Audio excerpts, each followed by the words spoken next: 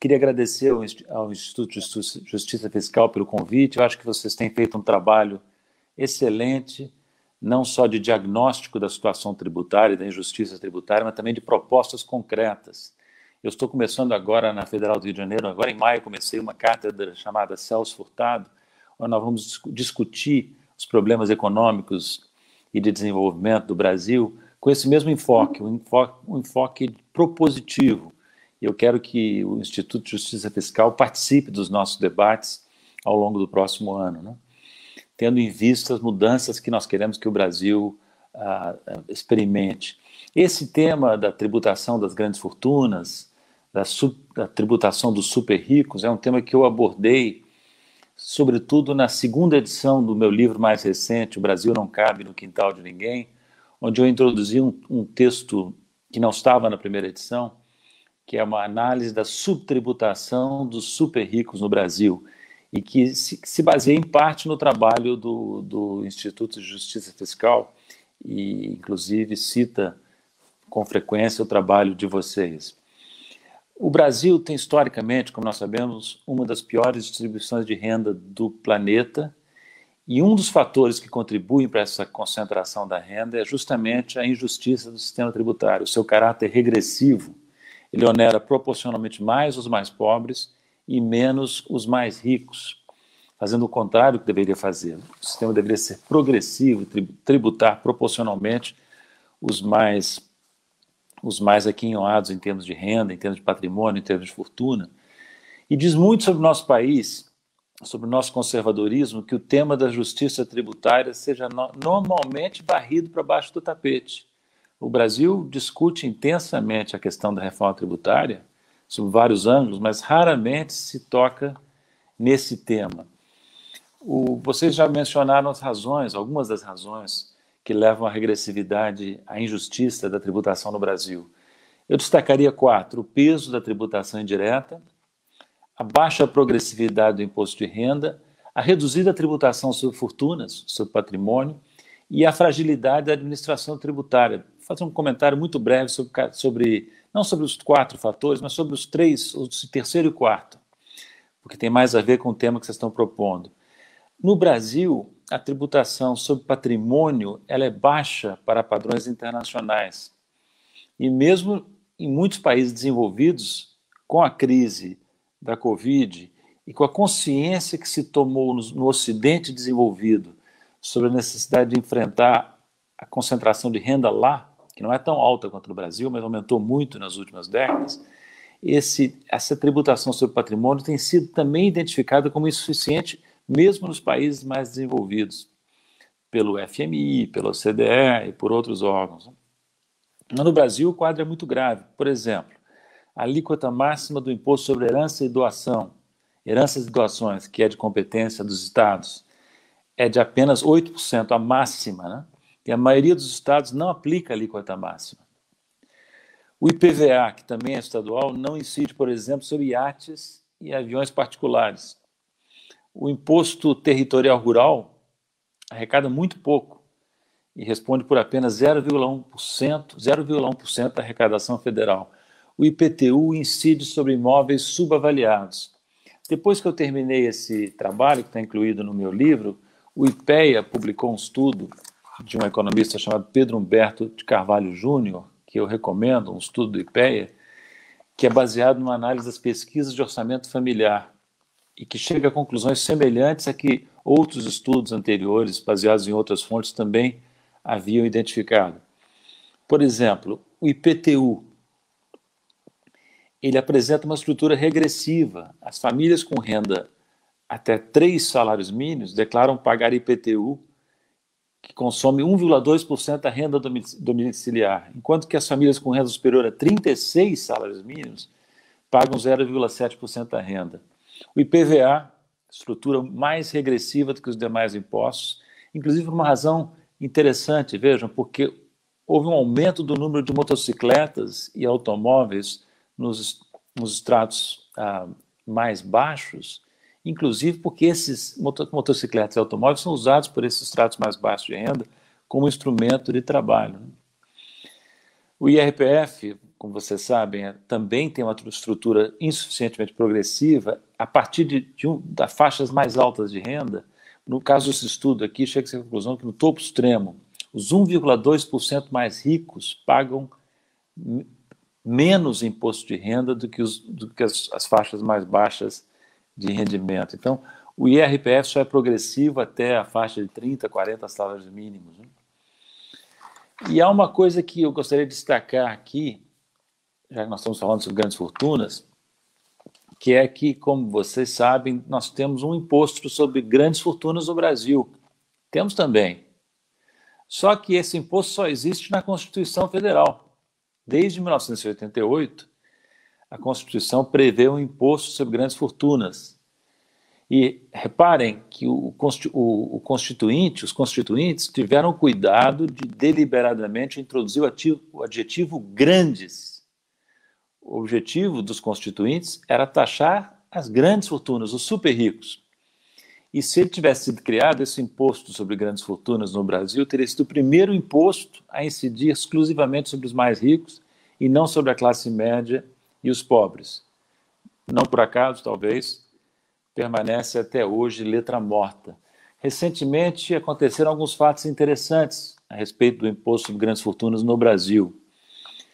Uma ação do PSOL pediu ao Supremo o reconhecimento de que há uma omissão do Poder Legislativo de não criar o imposto sobre grandes fortunas estabelecido na Constituição há mais de 3 décadas. E essa ação do PSOL foi acolhida pelo relator e decano do Supremo, Marco Aurélio Mello, que enviou essa discussão para o plenário do Supremo. O julgamento poderá terminar somente no dia 2 de agosto. Isso acabou de acontecer. O Marco Aurélio acolheu e enviou ao plenário no dia 24 de junho. E é curioso o seguinte, que o jornal o Estado de São Paulo apura que o pedido de suspender a votação por tempo indeterminado, caso haja um pedido de vistas, veja, se um dos ministros do Supremo pedir vistas, quer dizer, mais tempo para análise, a votação será suspensa por tempo indeterminado. E o jornal do Estado de São Paulo apurou que esse pedido de vista se daria, olha, vejam só, por haver a compreensão entre alguns dos ministros do Supremo de que o momento não é propício para levar o Congresso a votar a lei complementar requerida pelo PSOL. Requerida pelo PSOL, não, estabelecida na Constituição. O que a ação do PSOL pede é que o Supremo reconheça que está havendo uma omissão inconstitucional do Poder Legislativo de não votar esse imposto sobre grandes fortunas. O decano, o Marco Aurélio Mello, já sinalizou, segundo informa a imprensa, que reconhecerá em seu voto a conduta omissa do Legislativo, né? Então, nós temos aqui uma situação bem curiosa no Brasil, né? Nós temos o imposto sobre grandes fortunas, muito antes que vocês, argentinos e bolivianos, nós tínhamos, só que, infelizmente, esse imposto nunca saiu da Constituição para a vida real, né? Eu queria também dizer a vocês que o problema da injustiça tributária não é apenas um problema de deficiência ou omissão da legislação. O que também alimenta a regressividade do sistema tributário são as insuficiências, as fragilidades da administração tributária. Isso porque os mais ricos, os super ricos, têm muitos meios de evadir a tributação recorrendo às formas variadas do planejamento tributário, chamado planejamento tributário, que é um eufemismo para elisão fiscal. Se pratica não só no Brasil, mas também aqui no Brasil, né? Se a administração tributária, se a Secretaria da Receita Federal é frágil, por exemplo, porque não dispõe de recursos fiscais em número suficiente, ou porque a reposição dos quadros demora pela não realização de concursos, ou ainda por falta de vontade política de combater, de conferir prioridade à fiscalização dos super ricos, é muito difícil combater a evasão, por melhor que seja a legislação. É muito mais difícil tornar o sistema tributário justo, por melhor que seja a legislação, e ela já não é boa, por vários motivos que eu mencionei muito de passagem aqui. É curioso, vejam vocês, o Brasil teve 14 anos de governos de centro-esquerda liderados pelo PT. 8 anos de Lula, 6 anos de Dilma. E não conseguimos, o sistema tributário não se tornou mais justo nesse período. O que os governos do PT fizeram nesses 14 anos foi basicamente um esforço de distribuição de renda, até bem sucedido pelo lado dos gastos, com políticas como Bolsa Família, valorização do salário mínimo, políticas universais de acesso à educação e saúde, programas de habitação, coisas importantes. Mas a tributação, no que tange a sua justiça, ficou basicamente intocada em 14 anos de governo do PT. Não ficaria, entretanto, para terminar, eu queria dizer que eu não fico no negativo aqui. Não quero espalhar desalento. Acho que essa campanha de vocês, na América Latina e aqui no Brasil, pela tributação mais justa e pela tributação das grandes fortunas, é uma campanha que merece mais ênfase, merece esforços adicionais, porque os ventos estão mudando na direção de acolher essas propostas. Não vai ser fácil, a luta é grande, mas pode mudar o quadro. Aqui no Brasil, por exemplo, nós temos hoje, em junho, um quadro político totalmente diferente daquele que existia há não muito tempo atrás. Em fevereiro, nós temos hoje a chance real de ter, nas eleições do ano que vem, a volta de um governo de centro-esquerda. O Lula é hoje o favorito para as eleições presidenciais do ano que vem. Nada está garantido, evidentemente, falta quase 1 ano e meio para a eleição, mas Bolsonaro entrou em declínio, não se sabe nem se chega ao fim do seu mandato, e Lula tem sido reconhecido, foi reconhecida a injustiça que foi cometida contra ele pela Lava Jato, pelo então juiz Sérgio Moro e outros, e ele está elegível, está forte, com chances grandes de trabalhar, de ganhar. E esperamos que possa trabalhar dessa vez mais e melhor do que trabalhou quando foi presidente. Como ele mesmo disse várias vezes, quero voltar para fazer mais e melhor do que eu fiz quando fui presidente lá atrás. E espero que esse mais e melhor inclua também uma atenção especial à tributação dos super ricos. Vejam que é muito importante esse lema que vocês escolheram, volto a dizer, porque uma das grandes armadilhas da tentativa de tornar a tributação mais justa é que a minoria de super ricos se esconde atrás da classe média mais numerosa. Não só aqui no Brasil, mas também aqui.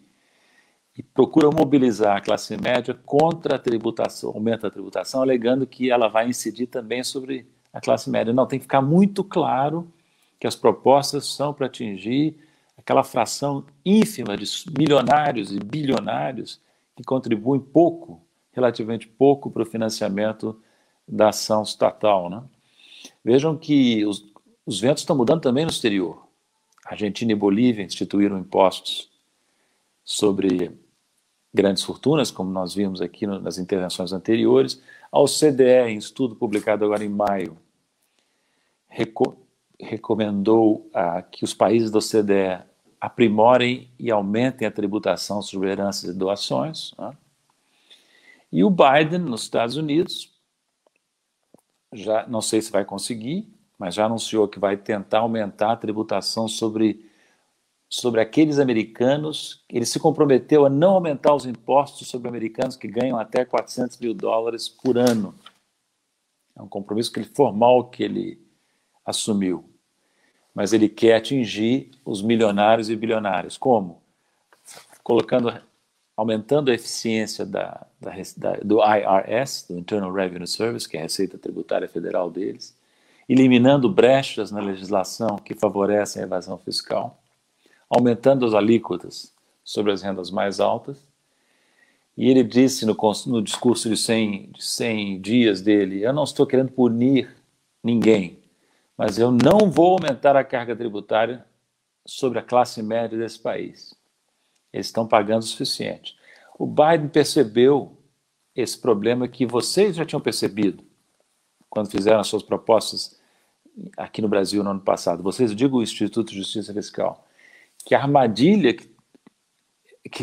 da qual você tem que escapar É a armadilha de transmitir a ideia que vai aumentar a tributação sobre a classe média e os pobres. Essa é a armadilha que o Biden está tentando evitar. Foi a armadilha, por exemplo, na qual caiu o presidente da França, escapa o nome dele agora, Macron, né? Que ao elevar os tributos incidentes sobre combustíveis de origem fóssil, gerou o famoso movimento dos coletes amarelos, né? Que foi uma crise brutal do governo francês. E um tributo até defensável do ponto de vista ecológico, mas que provocou reação muito forte. A Colômbia, o governo quase caiu, aí neste ano agora, quando tentou impor uma reforma tributária que incluía, entre outras coisas, uma alíquota uniforme de 19% sobre bens e serviços consumidos pela classe média e pelos pobres. O ministro da Fazenda caiu, iniciou-se um movimento de rua que abalou fortemente o governo Duque, né? Então o caminho é esse que vocês já esboçaram e que tem que ser trabalhado, né? Nós temos aí a expectativa de ter um governo no Brasil comprometido com o país, que vai fazer reconstrução. A gente não pede que eles falem disso necessariamente na campanha, né? Porque na campanha tem aquele movimento senta que o leão é manso, a campanha tem que ser centrista, né? Mas é como, se eu puder dizer, é como o Biden nos Estados Unidos. O Biden fez a campanha centrista e agora está fazendo um governo pela centro-esquerda, um governo ousado e inovador. Eu espero que o Lula, caso ele vença a eleição, que ele faça um movimento semelhante e que a gente tenha no Brasil um governo comprometido com justiça social, como já foram os governos do PT antes, mas que aprofunde esse combate à desigualdade, incluindo na pauta a tributação das grandes fortunas e a tributação dos super ricos. Era isso que eu queria apresentar a vocês e eu volto a dizer, eu quero interagir com o Instituto de Justiça Fiscal, gostaria de interagir com o Instituto de Justiça Fiscal nesse trabalho que eu vou desenvolver na Cátedra Celso Furtado da Universidade Federal do Rio de Janeiro, que é um trabalho que visa discutir com uma ótica programática os grandes problemas macroeconômicos e de desenvolvimento do país, e entre eles, certamente se destaca a reforma tributária e a necessidade de tornar o sistema tributário brasileiro mais justo. Obrigado, devolvo a palavra.